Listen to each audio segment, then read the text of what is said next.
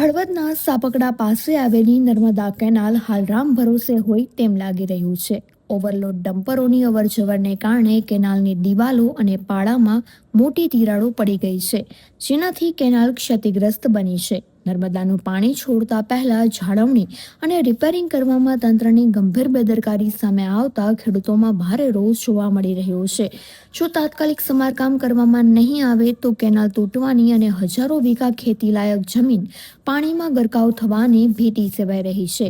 તંત્ર દ્વારા માત્ર નોટિસ આપવાના નાટકો થઈ રહ્યા છે, ત્યારે ગ્રામજનોએ જવાબદાર અધિકારીઓ અને ડમ્પર ચાલકો સામે કડક કાર્યવાહીની માંગ કરી છે.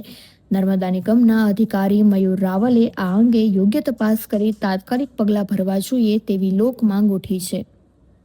કુમાર અશ્વિનભાઈ ગામિત આ ઓફિસમાં અધિક મદદની સિનિયર તરીકે ફરજ બજાવું છું. હવે તમે જે મોરબી બ્રાન્ચ કેનાલ પર ટ્રકો ચાલે છે એ અમારે ધ્યાનમાં છે. ઘણા ખેડૂતોએ રજૂઆત કરી છે, તો અમે ટૂંક સમયમાં ખેડૂતોની રજૂઆત ધ્યાનમાં લઈને એ ટ્રકો બંધ કરાવવા માટે નોટિસો આપીશું અને ટૂંક સમયમાં જેમ બને તેમ વહેલી તકે આ ટ્રકો બંધ કરાવીશું. કેટલા દિવસનો સાહેબ નોટિસ પીરિયડ હશે અને તમે નોટિસ ક્યારે આપશો? અમે નોટિસ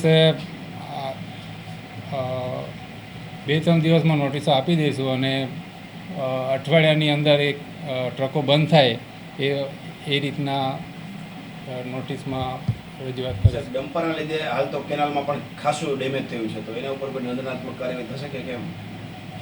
આ ડેમેજ થયું એના વિશે અમે નોટિસમાં એનો ઉલ્લેખ કરીશું અને હવે એના પછી આ ટ્રકો બંધ થાય અને જો હવે પછી આવું નુકસાન થશે તો એમની ભરપાઈ તમારે કરવી પડશે. એ રીતનું અમે અગાઉ નોટિસ એ સમય થઈ ગયો ઘણો, એની પહેલાં આ નોટિસો આપી હતી પણ એનો કંઈ જવાબ આવ્યો નથી એ લોકોએ.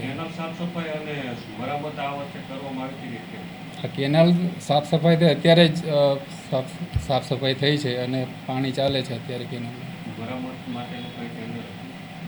હા, એટલે મરામતનું ટેન્ડર આપ્યા પછી જ જે તે એજન્સી આવી હતી તેને કામગીરી કરી હતી. હા, એ અમારે એ જોવું પડશે અમારે એ એસ્ટિમેટમાં કેટલા છે. સાહેબ, મરામત થયું છે તો કેનાલ તો હજુ પણ તૂટેલી ને ડેમેજ જ દેખાય છે, તો મરામત ખરેખર થયું છે? તમે એટલે એ ડેમેજ પાછળની ચેનેજમાં હશે અને આગળથી શરૂઆત કરીને રિપેરિંગ કર્યું છે, તો એવું બને કે પાછળ કદાચ બાકી રહી ગયું હોય.